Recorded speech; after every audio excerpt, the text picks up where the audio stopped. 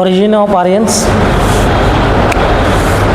जब origin of Harappa पूछ सकता है तो आर्यंस भी पूछ सकता है ना। आजकल जेपीएससी छोटा छोटा चीज़ से उठा के क्वेश्चन बना रहा है। तो आर्यंस का जो है ओरिजिन्स का क्या सिद्धांत है, प्रिंसिपल क्या है, पता है? पढ़े हैं कि नहीं पढ़े हैं? नहीं पढ़े हैं।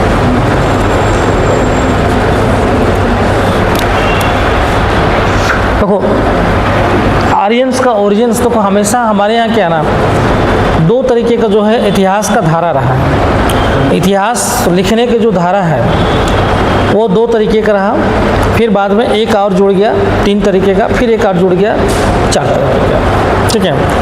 अब इतिहास लिखने की जो धारा है, चूँकि हम लोग बोलते हैं कि इतिहास जो हमारे यहाँ लिखा गया है ये ब्रिटिश का ही देन है, क्योंकि ब्रिटिश ने ही इतिहास को जो है बोलते हैं ना कि एक संहिताबद्ध किया।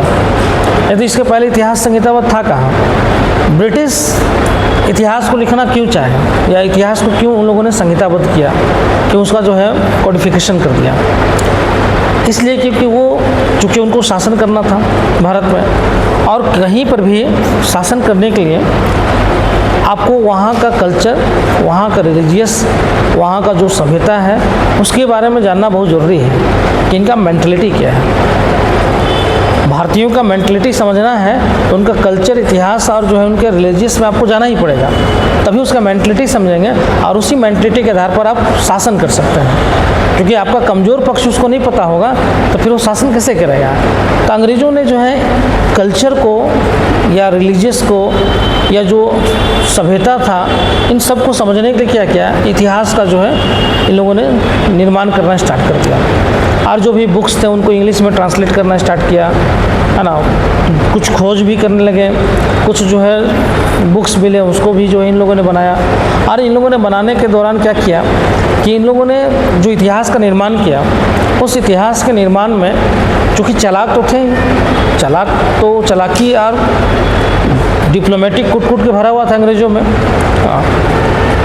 तो उन लोगों ने इतिहास का निर्माण को ऐसे बनाया जिससे जो है समाज क्या हो, डिवीज़न में आ जाए। मतलब जो है इन लोगों ने क्या किया कि इतिहास का जो कालक्रम निर्धारित किया वो ऐसा बनाया कि जो है जो शुरुआती कालक्रम जो बनाया, जिसको हम लोग प्राचीन भारत बोलते हैं, इसको इस तरीके से लोगों ने सेट किया कि जो है ये लगे कि ये हिंदुओं का इतिहास है। और मध्यकालीन जो इतिहास बनाया वो ऐसा लगे कि जो है ये मुसलमानों का जो है इतिहास है। और आधुनिक भारत का इतिहास जो है इन लोगों ने ऐसा बनाया जिससे लगे कि ब्रिटिश का इतिहास है। ठीक है। और इसमें जो है अंग्रेज़ों ने ये साबित करने का प्रयास किया, चूँकि ब्रिटिश जब आए थे तो चूँकि बाहर से आए थे और यहाँ पर शासन कर रहे थे, तो कुछ भारतीय विरोध कर रहे थे कि भाई शासन बाहर से आके जो है लोग कर रहा है, बाहरी लोग आके शासन कर रहा है। आज भी ये मामला चलता है ना कि बाहर से आके लोग जो है पूरा संसाधन पर अधिकार कर लिया, बाहर से आकर लोग रोजगार पर अधिकार कर लिया, बाहर से लोग आकर जो है यहाँ पर पूरा गवर्नेंस पर अधिकार कर लिया।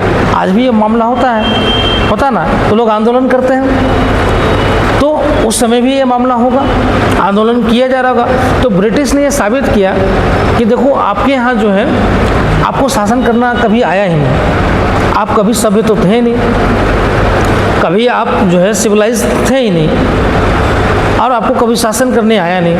ऐसा एग्जाम्पल है, इसका एग्जाम्पल है कि जो है आर्यंस आए तो बाहर से आए, उन लोगों ने शासन किया। आप तो अनारे हैं ना, अनारे मतलब जो मूल वासी यहाँ के जो है ना, जो आप ट्राइबल ग्रुप बोल सकते हैं। तो इन लोगों ने ये दिखाने का प्रयास किया कि आपके यहाँ तो बाहर से ही लोग आए, आर्यंस आए, बाहर से आए, और यहाँ पे जो है उन लोगों ने सभ्यता का डेवलप किया और फिर बाद में राज्य का डेवलप कर दिया। फिर बाद में मुस्लिम आए, इस्लाम आया, फिर उन्होंने शासन किया आपके यहाँ खूब लंबा समय। तो अगर हम आकर शासन कर रहे हैं तो क्या गलत कर रहे हैं? ये तो शुरू से ही ये होता रहा है। आर्यंस आके आपके यहाँ शासन किए, इस्लाम से लोग आके आपके यहाँ शासन किए, मुग़ल आके आपके यहाँ शासन किए, और फिर हम अंग्रेज आके शासन कर रहे हैं, और हम तो आपको सभ्य बना रहे हैं। मॉडर्नाइजेशन हम आपको कर रहे हैं, नई नई चीज़ों को जो है आपको हम दे रहे हैं, तो आपको तो हमको हमारा उपकार मानना चाहिए। कि हम आपको शासन भी सिखा रहे हैं और आपका डेवलपमेंट भी कर रहे हैं। तो सभ्यता का हम विकास करवा रहे हैं और हम गलत कैसे हो गए? तो उन लोगों ने एक कोशिश किया कि जो है ब्रिटिश के शासन को जस्टिफिकेशन किया जाए, और जस्टिफिकेशन करने के लिए उन लोगों ने इतिहास को इस तरीके से बांटा कि जो आर्यंस बाहर से आके शासन किए और पूरा का पूरा शासन व्यवस्था चला। फिर इस्लाम का जो आक्रमण होता है वहाँ से दूसरा इतिहास आता है, फिर वहाँ से इस्लामिक जो है आक्रमण, फिर शासन दिल्ली सल्तनत का स्थापना, फिर मुगल का स्थापना, और फिर वहाँ के बाद फिर अंग्रेज़ों का जो है यूरोपियन कंपनियों का आगमन जो है, वहाँ से फिर तीसरा इतिहास चलता है। मतलब एक तरह से इतिहास का शुरुआत ही आगमन से हो रहा है, समझ में। अब इसमें सिंपल सा बात हुआ कि जब ये चीज़ें इन लोगों ने दिखाना स्टार्ट किया तो कुछ भारतीय प्रबुद्ध लोग भी आए, भारतीय भी पढ़े लिखे निकले, अंग्रेज़ों के ही हथियार को लिए, मतलब अंग्रेज़ी शिक्षा लिए, सीखे चीज़ों को।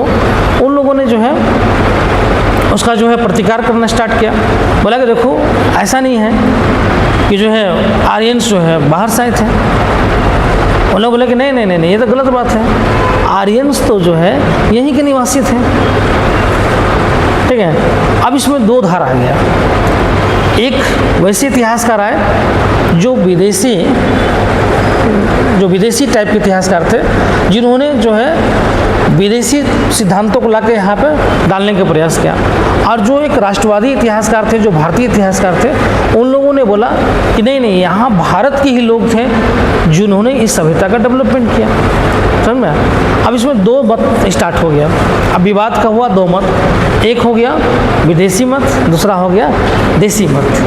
देसी मत जो है भारत के लोगों का ही डेवलपमेंट माना गया, और विदेशी लोग जो है इसके डेवलपमेंट को जो है विदेशों का ही जो है हाथ बताया। ठीक है, एक तीसरा फिर से एक धारा आ गया, इसको हम लोग बोलते हैं वामपंथी धारा, समझ में। वामपंथी धारा मतलब जो है उन लोगों ने बोला कि नहीं, देखो इतिहास जो चला, जो इतिहास बना वो आम लोगों ने बनाया है ना। इन लोगों ने किसका बात करा? चूँकि वामपंथी धारा है तो ना तो राजाओं की बात करेगा, ना जो है सामंतों की बात करेगा, बल्कि जो है जो निचले लेवल पर लोग हैं, जो किसान टाइप के लोग हैं, जो कमज़ोर टाइप के लोग हैं, उनकी बात करेगा, क्योंकि इनका ही योगदान रहा पूरा। अब जैसे राष्ट्रवादी आंदोलन में जो है ना उन लोग गांधी के जो है योगदान को ये करते हैं, और ना ही जो है जो राष्ट्रवादी लोग हैं उनका आंदोलन को, वो तो उसको वामपंथी आंदोलन देते हैं कि भाई यहाँ पे जो है वामपंथियों ने जो है लोगों ने, किसानों ने, मजदूरों ने लड़ाई और जाके आंदोलन मिला। तो तीसरा धारा भी आया, तो तीसरे धारा में हम लोग नहीं जाएंगे क्योंकि ये स्पेशली मॉडर्न से जुड़ा हुआ तीसरा धारा। ठीक है, दो धारा जो है चला। अब हड़प्पा में भी जाए, चूँकि शुरुआत में 1921 के पहले हड़प्पा कोई नामो निशान नहीं था, क्योंकि खोजी 1921 में हुआ। हड़प्पा सभ्यता का 1921 में जो है स्टार्ट हुआ, और 1922 में जो इसका उत्खनन होना स्टार्ट हुआ। तो पहली बार जो है 1921-22 में जो है हड़प्पा सभ्यता का स्थल का पता चला, फिर खुदाई हुआ, फिर बाद में जो हड़प्पा सभ्यता मिला, फिर आगे चलकर खुदाई होते होते बहुत सभ्यता निकल के आया बाहर। लेकिन 1922 तक 20 तक तो हड़प्पा सभ्यता था नहीं। उसके पहले जो है जो सभ्यता था हिस्ट्री में, वो जो है पुरातात्विक सभ्यता था। भाई डेवलपमेंट तो सभ्यता का हुआ ही था, लेकिन डेवलपमेंट में उन लोगों ने सीधे दिखाया कि भाई देखो ताम्रपाषाणी काल तक तो वो चले जाते हैं कि भाई जो है डेवलपमेंट हुआ। पुरातात्विक, अगर हम लोग पुरातात्विक स्रोत अगर देखें, ठीक है, तो उसको हम लोग 3 भाग काल में बांट देते हैं, है ना। पूरा पाषाण काल, ठीक है, पूरा पाषाण काल बोलते हैं, मध्य पाषाण काल और जो है नव पाषाण काल, 3 पार्ट में हम लोग बांट देते हैं। उसके बाद ताम्रपाषाणी काल में चले जाते हैं। ठीक है, पाषाण काल मतलब जो पत्थर के औजारों का प्रयोग किया जाता था। ठीक है, तो पत्थर का जो औजार का प्रयोग हो, उसी के आधार पर जो है काल को बांटा गया है, खासकर पुरातात्विक काल को। जो आपके सिलेबस में नहीं है तो नहीं पढ़ना उसको। तो पुरातात्विक काल जो है बटा हुआ है। उसके बाद जो है बोला गया कि पहला धातु से जो परिचित हुए वो तांबा था। तो ताम्र और पाषाण, पाषाण मतलब पत्थर, है ना। तो पत्थर का जो है, पत्थरों का जो है प्रयोग तांबे के साथ होने लगा। तो ये हो गया आपका ताम्र पाषाणिक काल। उसके बाद का सभ्यता मिलता नहीं है। उसके बाद का सभ्यता था नहीं, और सीधे जो है आर्यन का सभ्यता आ जाता है। तो बोला गया कि भाई सभ्यता वैसा था नहीं, और मान लीजिए कि जो है आर्य और अनार्य जो ताम्रप्रसानी काल में लोग थे, उनके और आर्यों के बीच में जो है युद्ध हुआ, और आर्यों ने जो है उनको जो है समाप्त कर दिया, और फिर अपना जो है यहाँ पे जो है अपना सभ्यता का डेवलपमेंट किया। और ये आर्य जो है बाहर से आए थे, अब बाहर से आके जो है यहाँ लोगों ने वैदिक सभ्यता का जो है स्थापना की, और फिर वैदिक सभ्यता आगे चलकर उत्तर वैदिक काल तक जो कि राज्य का डेवलपमेंट हो गया। और फिर वो राज्य आगे चलकर जो है महाजनपद, पहले जनपद बना, महाजनपद बना, और फिर जो है कि कई राज्यों में डिवीजन हो गया, कई राज्य बन गए। तो इन लोगों ने इस तरह से दिखा दिया, और इन लोगों ने साबित कर दिया कि जो है आर्यंस जो है बाहर से आए हुए लोग थे। अब बाहर से आए हुए लोगों में कई लोग, कई इतिहासकार जो है बाहर के हैं, जो अलग अलग स्थानों पे इनका जो है उत्पत्ति का सिद्धांत बताते हैं। एक मान लीजिए मैक्स मुलर है, तो जर्मन वाला क्षेत्र बता देता है। बोलेगा कि नहीं, चूँकि मैक्स मुलर जर्मन से था, तो जर्मन का क्षेत्र बता दिया कि भाई कि वो जो है जर्मन वाले क्षेत्र से आए हुए लोग थे। अब उसका आधार ये नहीं बताना होगा खाली कि जो है वो जर्मन से आए हुए थे, तर्क दिया। वो जर्मन से क्यों बताया? बोला कि भाई ये भूरे रंग के थे, इनका बाल सुनहरा था, है ना, तो जर्मन का भी बाल सुनहरा है, भूरा रंग का है ना। उसके बाद जो है दोनों की लंबाई है, ठीक है। तो इस आधार पर उन्होंने जोड़ा कि जो है उनका प्रजातीय आधार जोड़ा कि प्रजातीय उनका ये है, और यहाँ का प्रजातीय जो है ये है। इस प्रजातीय के आधार पर जो है क्या हुआ कि ये जो है जर्मन प्रदेश से आए हुए नजर आते हैं। फिर दूसरा एक इतिहासकार है, बोला कि नहीं, ये ईरान वाले क्षेत्र से आए हुए हैं, मध्य एशिया वाला क्षेत्र से। तो मध्य एशिया क्षेत्र से आए हुए हैं, तो उसने किस आधार पर जोड़ा? बोला कि संस्कृति के आधार पर। बोला देखो ईरान में भी जो है अग्नि का पूजा किया जाता था, वैदिक काल के लोग भी अग्नि की पूजा करते थे। ईरान में सूर्य की पूजा किया जाता था, यहाँ भी सूर्य की पूजा किया जाता है। ईरान में जो है प्रकृति पूजा का जो है चलन है, यहाँ भी प्रकृति पूजा का चलन है, ठीक है। और भी बहुत सारी चीज़ें जो है ईरान से मिलता जुलता मिल जाता है। स्वास्तिक का भी जो है प्रयोग का जो है प्रमाण मिलता है। तो उन लोगों ने जोड़ा कि भाई बहुत सारे कल्चरल जो है दोनों के बीच में मेल मिलाप है। इस आधार पर जो है ईरान वाले क्षेत्र से आए हुए माने जाते हैं, ईरान वाले क्षेत्र से। अब कोई बोला कि नहीं यूरेशिया वाले क्षेत्र से आए हुए हैं, है ना। अब यूरेशियाई क्षेत्र मतलब जो रूस और जो है एशिया वाला क्षेत्र है, दोनों का जो मिलन स्थल है, वहाँ से आए हुए लोग हैं। अब उसका जो है तर्क दिया गया। वही बोला कि नहीं, यूरोप वाले क्षेत्र से आए हुए हैं। यूरोप वाले क्षेत्र से तो प्रजातीय भाषाई आधार पर मिलाया गया कि भाषा के आधार पर जो है इनका बहुत सारा चीज़ मिलता है, जैसे पिता, है ना, फादर और पिता, पितर से जो है पिता बना, है ना, फादर से पितर बना। तो कुछ संस्कृत वर्ड्स को जो है अंग्रेजी वर्ड्स से, जो यूरोपियन वर्ड्स से, उससे मिलता हुआ जुलता दिखाया। तो भाषा के आधार पर यूरोपियन से जोड़ दिए इन लोग, प्रजातीय आधार पर जो है जर्मन से जोड़ दिए इन लोग, है ना। संस्कृति के आधार पर जो है ये लोग जो है आपको क्या बोलते हैं कि संस्कृति बोल रहे हैं, मतलब भौगोलिक आधार पर जो है इन्होंने जो है यूरेशियाई क्षेत्र से जोड़ दिया। संस्कृति के आधार पर जो है मध्य एशियाई देश से जोड़ दिया, और वहाँ पे अभिलेख भी मिला। भगोज को अभिलेख मिला जहाँ पे जो है सूर्य नसात वगैरह का जो है जिक्र किया हुआ है, और यहाँ भी जिक्र है उसी टाइप का, समझ में, इंद्र का, अग्नि का, सूर्य का जिक्र किया गया उसमें, जो ईरान वाले क्षेत्र में आता है, यहाँ भी मिलता है। उसके आधार पर जो है वो जोड़ दिए, ईरान से चलता है इस वक्त। उसके अलावा जो है यहाँ के कुछ लोग थे, जैसे दयानंद सरस्वती, उसके अलावा बाल गंगाधर तिलक जोड़ दिए कि भाई जो है ये जो है आर्कटिक क्षेत्र से आए हुए थे। अब उसका एग्जाम्पल देते हैं कि भाई उनको 6 महीना दिन और 6 महीना रात पता था आर्यंस का, क्योंकि उसमें जिक्र किया गया है ऋग्वेद में कि 6 महीना, मतलब ऐसे क्षेत्र से आए थे जहाँ पर 6 महीना दिन और 6 महीना रात होता था। तो 6 महीना दिन और 6 महीना रात तो जो है आर्कटिक क्षेत्र में ही होता है। तो उसके अलावा जो है बर्फ़ का बात किया गया है, तो बर्फ़ जो है हिम बात किया गया, हिम तो वहीं से मिलेगा आर्कटिक क्षेत्र में, ठीक है। कि वहाँ पे थे ये लोग, वहाँ पे इनका सभ्यता था, फिर वहाँ पे बर्फबारी होना स्टार्ट हो गया, बर्फ़ जमना स्टार्ट हो गया, तो लोग वहाँ से माइग्रेट करके जो है भारत वाले क्षेत्र में आ गए, और वो क्षेत्र पूरा जो हरा भरा आबादी वाला क्षेत्र था पूरा बर्फ़ में कन्वर्ट हो गया। तो वो आर्कटिक क्षेत्र से, उसका एक और हम एग्जाम्पल देते हैं उषा पूजा वगैरह का, मतलब उषा मतलब संध्या पूजा वगैरह, रात पूजा, उसका एक एग्जाम्पल देते हैं। लोग तार्किक नहीं था। दयानंद सरस्वती जो है इसको जो है तिब्बत वाले क्षेत्र से जोड़ देते हैं, है ना, कि तिब्बत वाले क्षेत्र से ये लोग आए हुए थे। तो सबने अपना अपना जो है तर्क दिया। कुछ भारतीय इतिहासकार अविनाश चंद्र वगैरह उन्होंने जोड़ा कि भाई जो है ये लोग कहाँ से आए, बोले कि ये लोग जो है भारत के ही निवासी थे, और ये जो है ऊपर वाले क्षेत्र में रहते थे, मतलब कश्मीर और हिमाचल प्रदेश वाले क्षेत्र में रहते थे, और फिर वहाँ से जो है माइग्रेट करके जो है सप्त सिंधु प्रदेश में आ गए।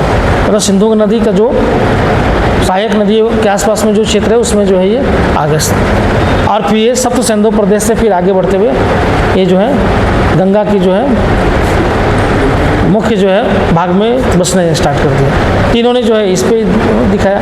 अब इसमें देखो देसी इतिहासकार और विदेशी इतिहासकार दो सिद्धांत आपको बताना पड़ेगा, और विदेशी इतिहासकार में कौन क्या क्या क्या बोला ये आपको बताना पड़ेगा, उनका तर्क देना पड़ेगा, और फिर उस पर काटना पड़ेगा, तब जाके ये आपका पूरा होगा। नहीं तो कैसे पूरा होगा?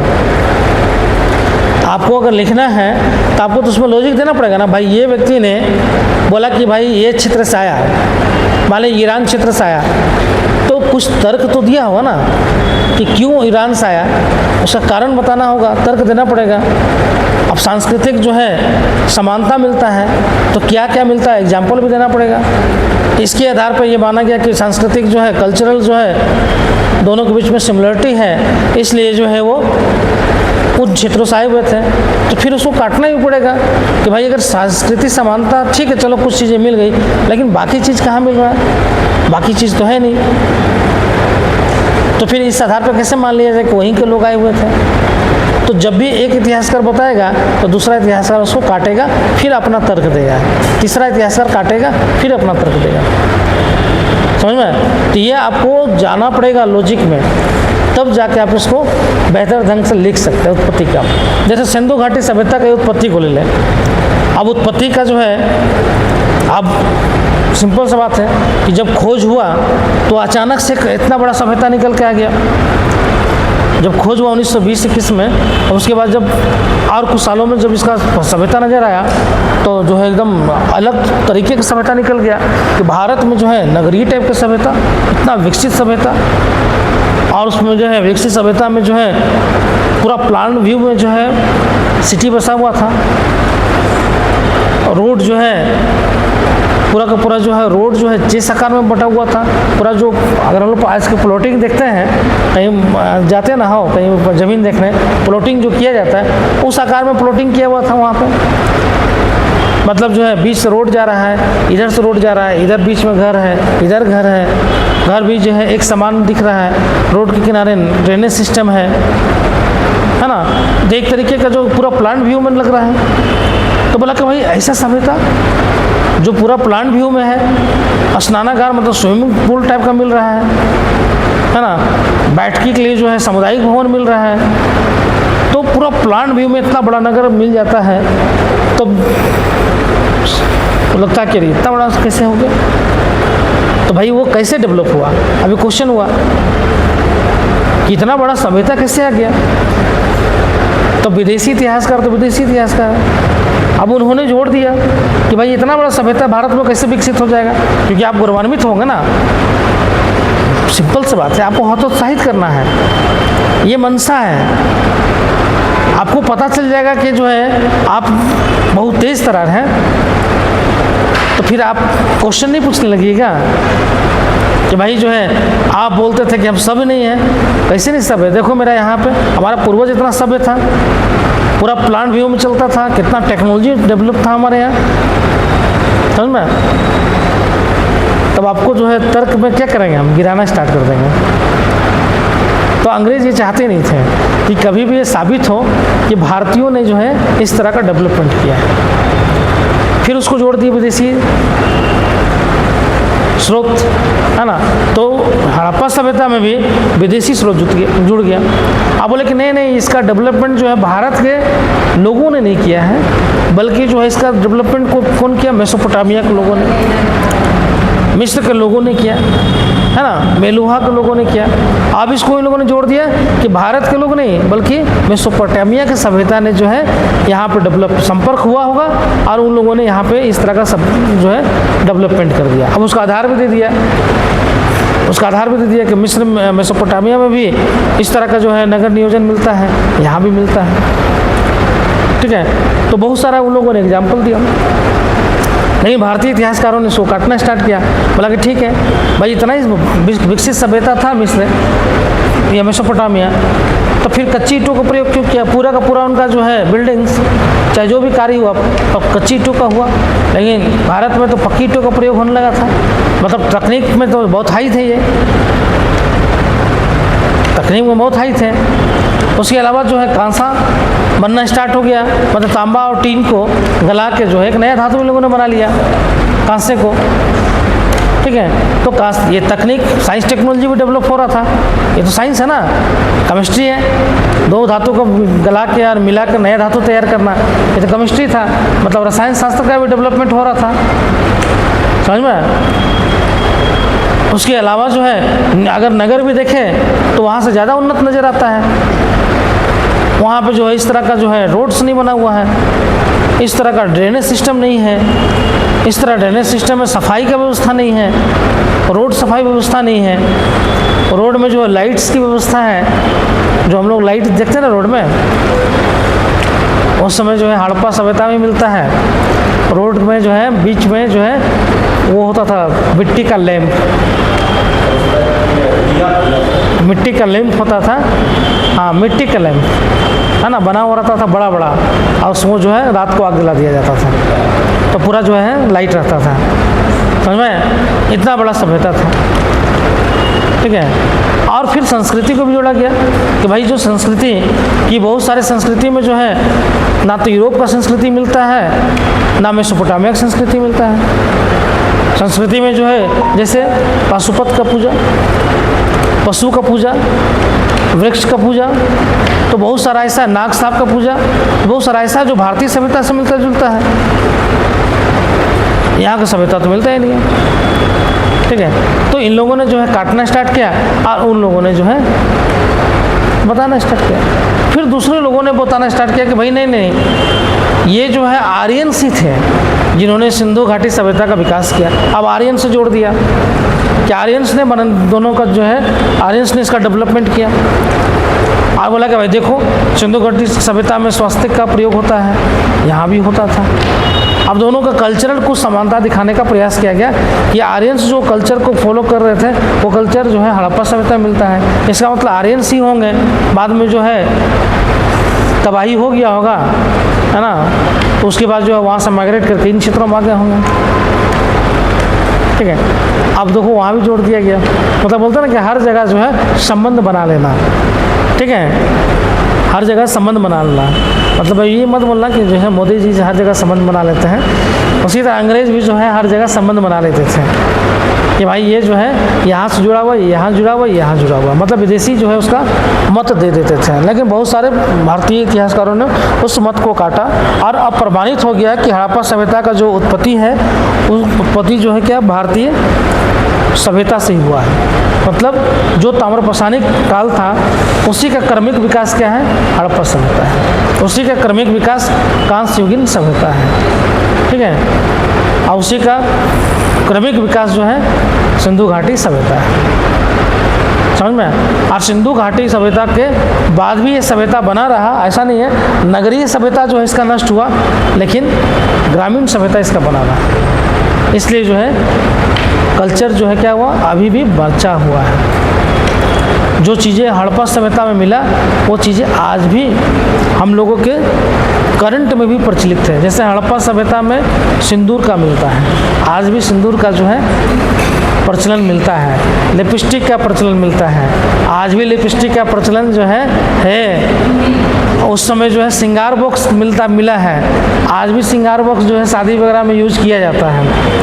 नहीं, चूड़ी का प्रयोग किया गया है, चूड़ी का आज भी मिलता है, मनका का चूड़ी मिलता है ना। बहुत सारा आभूषण का प्रयोग है जो आज भी वो आभूषण मिलता है, ठीक है। तो बहुत सारा कल्चरल जो है वो कल्चर ट्रांसफ़र होकर आज भी बना हुआ है। इसलिए बोला जाता है कि हड़प्पा सभ्यता का जो है प्रभाव जो है वर्तमान समय में कहीं पूछ लेता है तो वर्तमान समय में भी उसका प्रभाव हम लोग को कल्चर में देखने को मिलता है, समझ में। तो आपको करंट से भी जोड़ के हड़प्पा सभ्यता को बता सकते हैं, क्लियर है। तो उसका बहुत डायमेंशन है, हिस्ट्री पढ़ने का कोई एक डायमेंशन नहीं है कि बस एक डायमेंशन में हिस्ट्री पढ़ कर नहीं कर जाए। हिस्ट्री का 5 डायमेंशन होता है, कोई भी सभ्यता है उसका 5 डायमेंशन आपको हिस्ट्री में पढ़ना है। हिस्ट्री का पहला डायमेंशन है पॉलिटिक्स या पॉलिटिकल, राजनीतिक व्यवस्था। कोई भी जो है सभ्यता है उसका राजनीतिक व्यवस्था आपको जानना होगा, राजनीतिक व्यवस्था कैसा है। दूसरा डायमेंशन है धर्म, रिलीजियस, कि उस सभ्यता का में रिलीजियस कौन सा था, ठीक है, उस रिलीजियस को आपको जानना पड़ेगा। सामाजिक व्यवस्था, सोसाइटी कैसा था, सोसाइटी में महिलाओं का स्थिति क्या था, पुरुष की स्थिति क्या था, समझ में। सोसाइटी, इकोनॉमिक, आर्थिक व्यवस्था, मतलब जो है उसमें जो है आर्थिक व्यवस्था किस तरह का था, कृषि हो रहा था कि नहीं हो रहा था, पशुपालन हो रहा था कि नहीं हो रहा था, व्यवसाय हो रहा था कि नहीं हो रहा था, कारखाना इंडस्ट्री चल रहा था कि नहीं चल रहा था, ये आर्थिक व्यवस्था। व्यापार कैसा था, आंतरिक व्यापार था या बाह्य व्यापार भी था। हड़प्पा सभ्यता में दोनों मिलता है, इंटरनल व्यापार भी मिलता है और एक्सटर्नल व्यापार भी मिलता है। इंटरनल व्यापार में देखिएगा तो जो है राजस्थान से हो रहा है, दक्षिण भारत से हो रहा है ना, जम्मू एंड कश्मीर से हो रहा है, तो इंटरनल हो रहा है। और एक्सटर्नल में भी व्यापार हो रहा है ना, मेसोपोटामिया वगैरह से व्यापार हो रहा है, समझ में। दजला फरात से व्यापार हो रहा है, तो एक्सटर्नल भी है। बंदरगाह नहर जो है लोथल भी है, जहाँ बंदरगाह भी मिला है ना, बहुत बड़ा बंदरगाह भी वहाँ मिला है जहाँ पे जो है जहाज़ वगैरह उतरता होगा, ठीक है। तो ये पार्ट हो गया। और नेक्स्ट है सांस्कृतिक, कल्चरल मतलब खान पान, रहन सहन, आभूषण, पहनावा, ये आपका कल्चर में आ जाता है, कल्चरल। तो चूँकि धर्म अलग कर दिए, कल्चर में धर्म भी आ जाता है, लेकिन धर्म हम अलग से पढ़ रहे हैं तो सिंपल सी बात है कि कल्चर में खान पान, आभूषण, वस्त्र, मनोरंजन के साधन वगैरह जो आपके कल्चर में है। अब से सिंपल सा है, देखो हमेशा इमेजिंग करो, हिस्ट्री पढ़ने समय कभी बुक से ज़्यादा रेफर मत लो, इमेजिंग करो कि कल्चर की बात करें। अगर आप पूछेगा कि मेरा कल्चर क्या है, कोई पूछेगा भाई आपका कल्चर कैसा है, तो आपका कल्चर क्या होगा, आप अपने कल्चर को कैसे डिफाइन करेंगे। धर्म बताएंगे कल्चर में कि भाई हम लोग जो है इस धर्म को मानते हैं, इस तरह का पर्व त्यौहार मनाते हैं, इस तरह का सांस्कृतिक जो है कार्यक्रम करते हैं, इस तरह का हमारा पहनावा है। हम लोग बोलते हैं ना, कोई मॉडर्न ड्रेस पहन लेता है, बोलता है हम लोग कल्चर में ये ड्रेस नहीं चलता है ना, क्यों, वेस्टर्न है। लोगों का रहन सहन कैसा है, हम लोग बोलते हैं ना कि भाई लिव इन रिलेशनशिप हमारे कल्चर का पार्ट नहीं है, क्योंकि हम लोगों के कल्चर में कभी भी जो है बिना वैवाहिक जीवन के जो है लड़का और लड़की साथ में रह नहीं सकता है। लेकिन बिना शादी विवाह का लड़का लड़की साथ रहता है, ये हमारा कल्चर है नहीं, तो वेस्टर्न कल्चर है। तो कल्चर का पार्ट होता है रहन सहन भी, पहनावा, रहन सहन, भाषा, है ना, तो ये कल्चर का पार्ट है। तो ये कल्चरल जो है किस तरह का कल्चर है, ये कल्चर देखना होता है, ठीक है। यही 5 डायमेंशन में हिस्ट्री को पढ़ना, और हमेशा इमेजिंग करें, हिस्ट्री पढ़ने समय इमेजिंग करो आज के परिप्रेक्ष्य में कि आज जो है मान लीजिए हमारे कल्चर में क्या चल रहा है। तो हमारे कल्चर में जो है मान लीजिए कि वैवाहिक जीवन है, वैवाहिक जीवन में जो है किस तरीके का जो है चीज़ों का प्रयोग हो रहा है, किस तरह का जो है पुरुष और महिलाओं का प्रयोग के द्वारा जो है चीज़ों का प्रयोग किया जा रहा है, उस समय किस तरह का प्रयोग हो रहा था, समाज अभी कैसा है, उस समय समाज कैसा होगा। तो आपको एक धारा मिल जाएगा इमेजिंग करने पर। आज पॉलिटिक्स है तो दूसरे भी पॉलिटिक्स होगा। आज अगर हमारे समाज में जो हमारा जो भी सभ्यता है, इसमें जो भी चीज़ें मिल रही है, इसी चीज़ को उस समय खोजो, उस समय कल्चर में। जब उस समय कल्चर में खोजोगे तो अपने निकालना स्टार्ट